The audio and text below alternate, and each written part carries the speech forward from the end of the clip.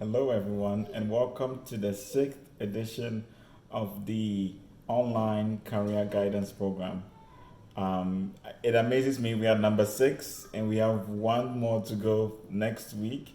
But this week we are going to be looking at scholarships and the opportunity to study abroad.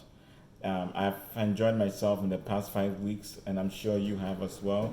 And why don't we go ahead and jump into this topic? And why is it that we are now switching to the discussion around scholarships and the, opportunity to study abroad?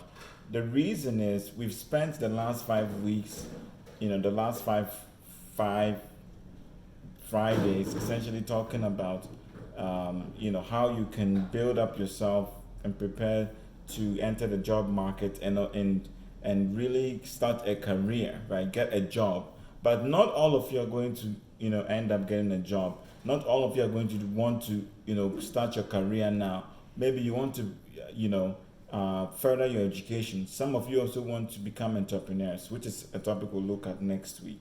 But the idea of furthering your education, getting a master's degree, getting, a PhD is something that many of you might be interested in, especially as some of you as teachers or other people, or people of other professions. You might want to do that as well. And there's one of the best ways to do that is to study abroad. I have the privilege to share with you that I have had the opportunity to study abroad myself. Many of you know I've lived in the US for about 8 years, and I want to share a little bit about my experiences as well as we dive into this topic. And just so you know, I'm going to have an emphasis on the US simply because that's the area that I'm very aware of. That's what I experienced, that I went through, and so I know a lot about the US and the opportunity to study abroad. But for those of you who don't want to go to the US, many of the things I'm going to share with you can apply to those other countries, especially the Western countries like Canada, or Europe and other places. But keep in mind, I am focusing mainly on the US, and then at the end of the day, any country or place you go to study, it's up to you to do the research and know what exactly they need or require from you to gain admission into their university. All right, let's go ahead and get started. So, what is a scholarship, right? What is the definition of a scholarship? According to dictionary.com, a scholarship is a sum of money or other aid granted to a student because of merit, need, etc., to pursue his or her studies, right? It's a sum of money or aid given to you as a student because of merit or something good you have done or something they feel you deserve, or something for which they feel you deserve this money. That's paid to you so that you can pursue your studies.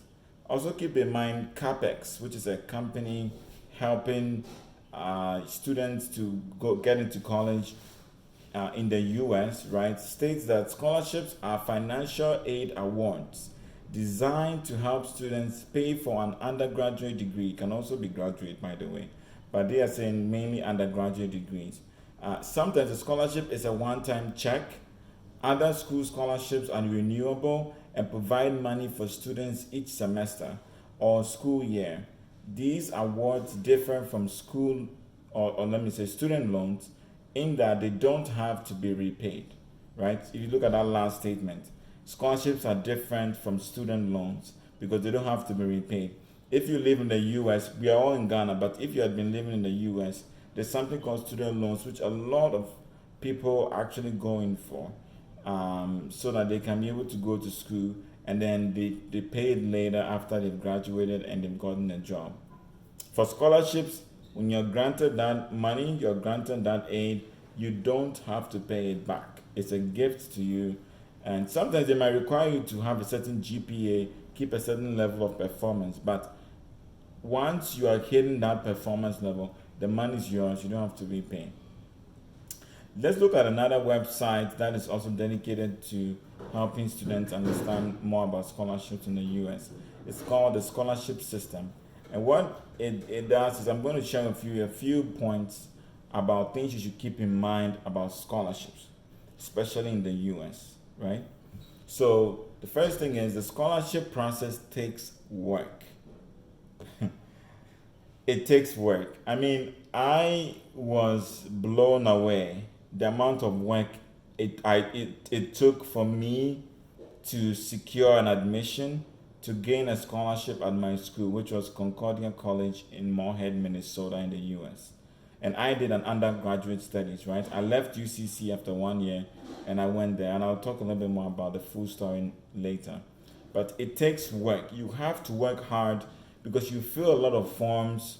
You're going to maybe need to work with other professionals who will help you to apply for the scholarships. You need to be tracking and following up on the scholarships you've applied for.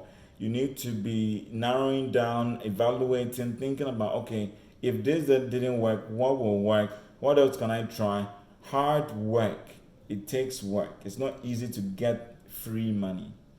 And as people say, nothing is free in this world. So even the money you get that will be free, it's not really free, quote unquote. The second thing is your child can apply for scholarships up to their senior year. Now, obviously, if I say your child, or they say your child, it means you, because you are the person who's going to apply, right? And so basically, you can apply for scholarships up to the senior year. In the US, we use level 100, level 200, level 300, level 400 in Ghana or in Africa. But in the US, they use freshman, sophomore, junior, and senior. So freshman is level 100, sophomore is level 200, junior is level 300, and senior is level 400. You can apply for scholarships even up to your senior level, which is level 400. So that's a great idea and a great opportunity. Next thing is winning scholarships gets easier once you know what to do. As you do it, as you struggle, it's just like any new thing. If you're learning how to drive, in the beginning it's a little bit difficult. If you're learning how to ride a bicycle, it's a little bit difficult. I remember when I was learning how to ride a bicycle, I was falling down all the time. But once you keep going, you keep trying, you keep working at it, eventually it becomes easy. So it gets easier as you get used to it, and then you know what you're doing. Next thing is winning scholarships. Okay, well, I've already touched on that. Let's go to the next point. College scholarships can be used for more than college tuition. Sometimes they're going to give you money that they'll tell you, oh, you can use it for more than your school tuition, which is like your school fees, right, for the university or the college in the US. They'll give you what they call a stipend or some kind of a like allowance, right? So that you can pay your rent, buy food, go out and have a little bit of fun and other things. All these are there to just help you so you can focus and study and make your life a little bit more comfortable.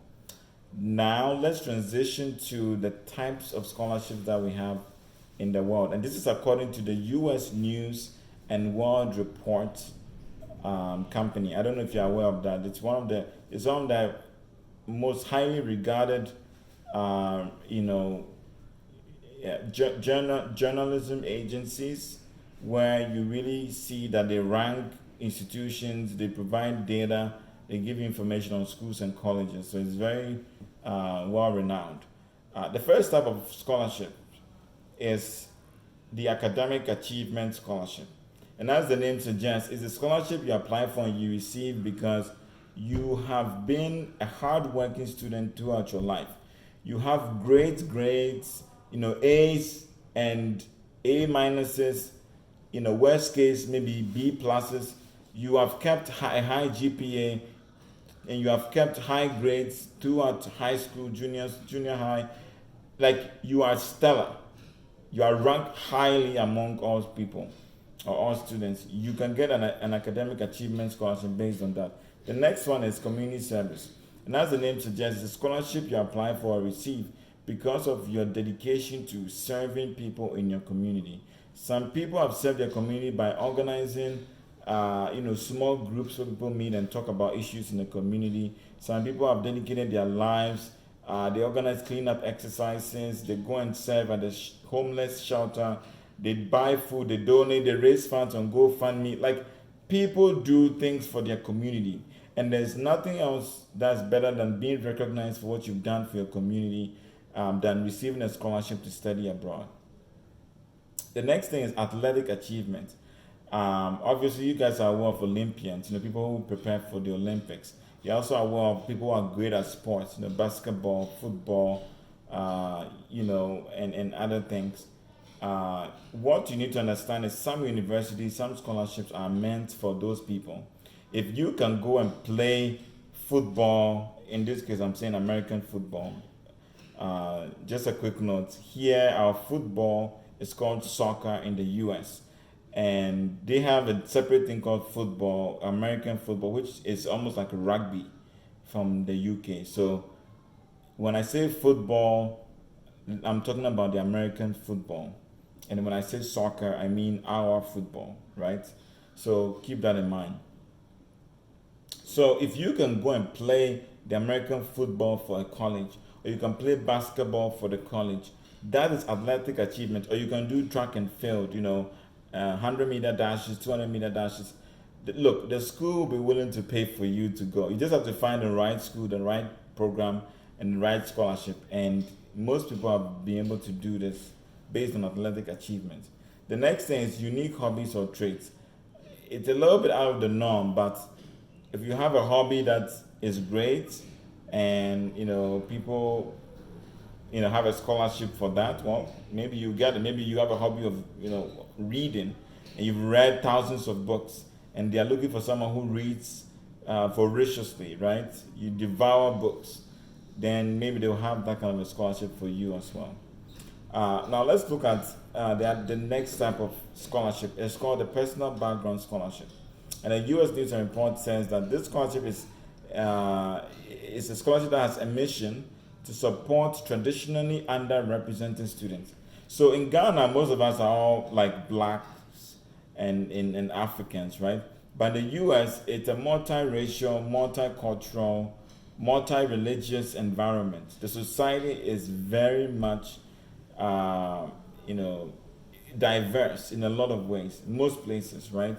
And so when you go to a college where maybe they have a lot of white people, but they don't have a lot of black people, then maybe the school will be trying to figure out how can we represent more black people in this college. And then they'll create a scholarship for black people, because maybe they'll say, oh, one of the barriers is a lack of funds, right? And so if you are an African, or you're a black person and you're applying for that, you are a great person, you could get that scholarship to study there as well. The next type of scholarship is financial needs scholarships, right? And as the name suggests, is because you have a need. You can prove that I am someone who's disadvantaged when it comes to money. I don't have a lot of money, but I have the brains, I have the passion, I have the dream to go to school in America. And so if you help me, since I have a need, I will be glad, and I can come and go to school in the US, right? Or wherever, or any other country that you're thinking of. And keep in mind, some scholarships are tied to the university, right? The university is the one giving it to you, or the university alums are giving it to you, like the alumni, right? But there are some scholarships that are separate. Then you get the money, and then you go and apply for the school that you want, right? So keep that in mind. The last type of scholarship that we're going to look at is called the Family, Workplace, or Military Affiliation Scholarship. And this is a type of scholarship that you get simply because of where your parents work, or maybe because one of your relatives has served in the military, or you have served in the military, and they are willing to give that to you. There are some people I've seen in the US where they end up, in the US, and let's say they don't have their papers. They are undocumented immigrants, right? They're illegal immigrants.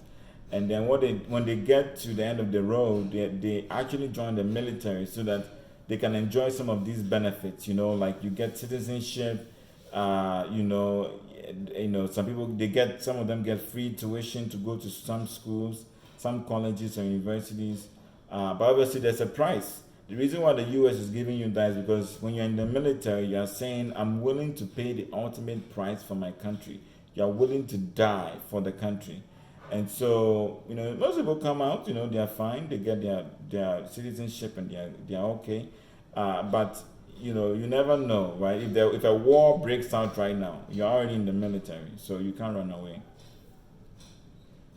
Let's now, transition into the next segment of tonight's program, and I'm going to talk more about ways to study abroad and what the process entails, right? First thing you need to know is that you can start the process of your dream of studying abroad either with a personal approach or the professional assistance approach. That's how I choose to call the two.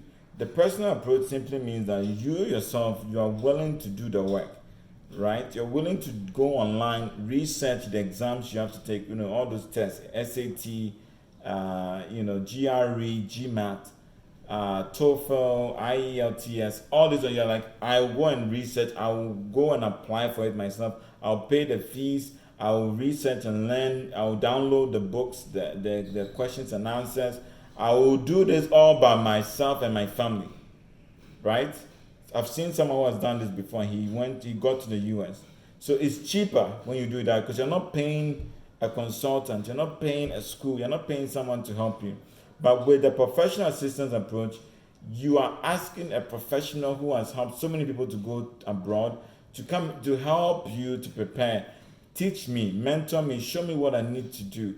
Right? These are the professionals, and they've done it a million times, so they know how to do it so well for you. They'll help you apply, they'll write the application letters for you, they'll write the essays, they'll fill the forms for you. Oh, that's the one I used, and it was so much easier. Yes, I had to pay, but it was so much easier, and you just have to find the right people. And I will use this opportunity to recommend the company that I used. They're called Timeline Trust. Timeline Trust. They are found in Accra, in basically at Achimota, right? And so if any of you is interested, go to www.timelinetrust.com and see how they can help you, right? I'm not getting any money for this advertisement. I'm just telling you purely out of an admiration for the kind of work they are doing, and so go out there if you need their help, and they'll help you. So once you decide which approach you're going to take, now one of the first things you need to do is, if it's a master's degree, or even undergrad or PhD, one of the things US colleges and universities require is some sort of test. But even before you do that, you need to do your research, right? What program are you trying to go and study? Are you trying to do a master's in accounting, master's in entrepreneurship, master's in finance, master's in education, right? If you research the programs and you see the schools that are the best at these programs and are willing to offer you scholarships and those things, then you're set down. The next thing is you look at the requirements for those colleges. Is it SAT, GMAT, GRE? What is it that they are requiring of you? How much money do they want you to pay every year, and how much would their scholarship cover? You need to add and do the math and do the subtraction rather, and understand what you need to do, right? And then if you know the test that's needed, SAT, GMAT, GRE, and the others, start buying the books, the materials, start studying, start reading, start solving questions. Also, one other thing people forget about when they're traveling abroad, you need money to live, right? You need to cover your living expenses. You need to eat. You need a place to sleep. You need some clothes, right? All these things are called living expenses. And you need to see whether the college will give you a job, maybe some teaching assistantship position, or if you can work off campus with some application or some restrictions, right? Then you go to scholarships, right? See whether there are any scholarships from the school or an affiliated organization of the school that can help you gain some scholarships. For instance, in my school that I went to, I had the International Student Scholarship, right? So it was from the school, created by the alumni, and it was a great benefit to me. Then I've already talked about the opportunity to work, and even after school, maybe see if you can also work. Maybe you don't want to finish school and just come home straight away. So see if you can work there for a while before you return to Ghana, right? Some people also end up marrying there. Maybe they don't return, or they find other means of staying. But my heart is in Ghana and Africa. That's why I returned to serve my people and to give back to the community. And then the final thing you need to do is the visa, right? You can get the school, the scholarship, the everything. If you don't get the visa, you are not going anywhere. So the visa is very important. I was denied my first application for a US visa, and I was very shocked. I remember like telling my dad, and he was so worried, like, wow, what are we going to do, right? But we tried again. Don't give up, right? We tried again, and we eventually, obtained that visa for the US, and so that's how I ended up in the US for college.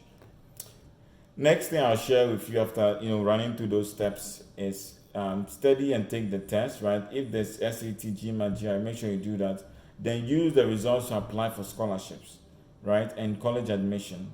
The more you apply, the more chances you have to gain admission and gain a scholarship. But make sure you are strategic. The US is a continental country. Before I went to the US, I thought it was just New York, Boston, Chicago, Miami, Los Angeles. No, the US is bigger than that. There are small towns. There are countryside. There are places where there's only 200 people in the community. Places where there's only 2,000 people in that community. Places where they farm. So it's not just all cities. And it blew my mind how huge the US is. In fact, in the US, you can fly from a city to another city, and it could take you more than 3 hours to get there. So keep in mind, it's a big country. So if you're apply strategically. Pick some states. Maybe you want to go to Chicago, Illinois State, maybe Florida State, maybe Minnesota State, or California, and see which schools are there that you want to apply. And some states are expensive. The cost of living in Minnesota is less than the cost of living in California. So if you go and pick California, you'll be spending more money. So keep in mind, what you choose is what you bear when you get there. Then you gain admission and you confirm the finances aspect, right? And then you with the school, right? And then you go and apply for your visa. When you get your visa, make sure you are constantly communicating with the school. Make sure that they know when you're arriving, right? Your travel plans. You got your winter clothing. Make sure you're ready for that. And then you go and you make some friends if you don't have any friends already. If you have some family, you can let them know so that they are able to help you to get acclimatized to the new environment, because you will need some relationships to get you just to adjust, because the new country, new culture, everything is different, right? And so you have to learn how to adjust to the country and the culture. One tip on scholarships again: apply early and often. Americans start school and universities for the fall, which is around August, and then the spring, which is around late January, February-ish. And for those start periods, you need to apply like 3 months or so ahead of time, even 4 months ahead of time, because start applying early and apply a lot. And that's actually an advice from the US News and World Report. Narrow down to your best options and make sure that you plan, but the best way is to plan.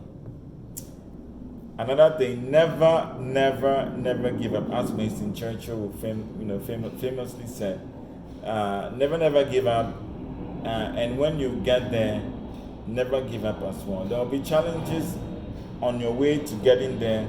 And then when you get to the US, or you get to Canada or Germany or any other country you are thinking of, then you're going to face challenges there as well. So it's never easy. It's never easy. People think you just get to America and all your problems are solved. No, there are different types of problems, and you have to face them and endure to overcome.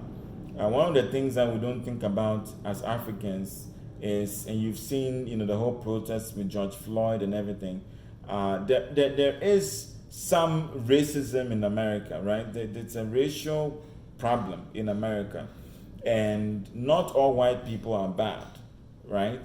But and even not all African Americans are good either, right? But you just have to keep in mind that as a black person going to the US, you have to do twice the work for the same amount of recognition, simply because of the history of slavery and other things that have happened in the US. And so keep that in mind.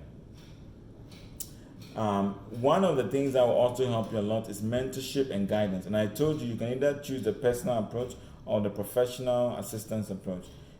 If you go with the professionals, you gain some mentorship, some guidance, and it will make the process a little bit easier and smoother. But also that costs money, so you have to pay them for their services. So there are pros and cons on both sides.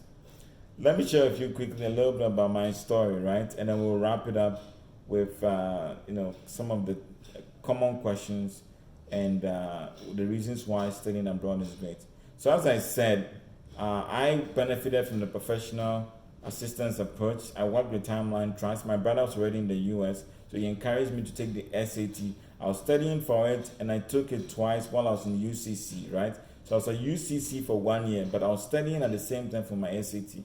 I passed by God's grace. I applied to many schools with the help of Timeline Trust. There was a lot of paperwork. I filled so many forms and documents. I was tired, but I just said, don't give up, don't give up, don't give up. So finally we secured Concordia College, which was the same school my brother went to. I then applied for my visa. I got denied the first time, but I got my F1 student visa. I paid the service fee, which is the service fee. It's a fee you pay when you're coming to America as a student. And then I flew to Minneapolis, and I began my college journey in the fall of 2012, which was August 2012.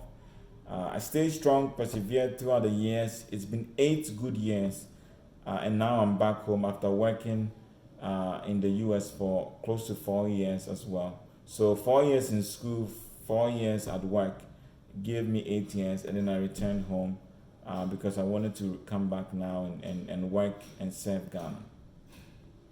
All right, so let's go ahead and look at why studying abroad is great, right? The first thing is it really opens up your mind. And keep in mind, this is according to the internationalstudent.com company, which has a resource website for international students. So the first thing is it helps you to see the world. It will reshape your worldview. I am not the same person I was before I left Ghana. Right now, I see the world in a different way. I understand how everything works in the US and how where we are in Africa relates to the rest of the world. Right? I understand Asians, I understand the Chinese, the Germans, the Norwegians, the Americans, the Indians, because in the US it's so diverse. You meet all of these people, and as you meet them, you learn so much from them, and you gain so much perspective, right? Obviously, you don't have to lose yourself, don't lose your culture, but at the same time, you'll be able to understand. Oh, so most of the Indians are Hindus, right? Or okay, it might be a cliche, but wow, the Chinese are so hardworking. You see all these things.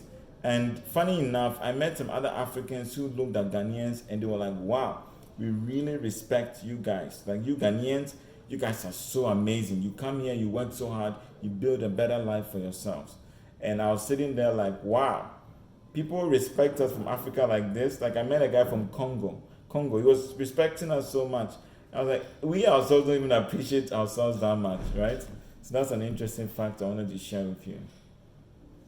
Also, you gain education from a different perspective, right? You're going to have professors in the US lecturing you, right?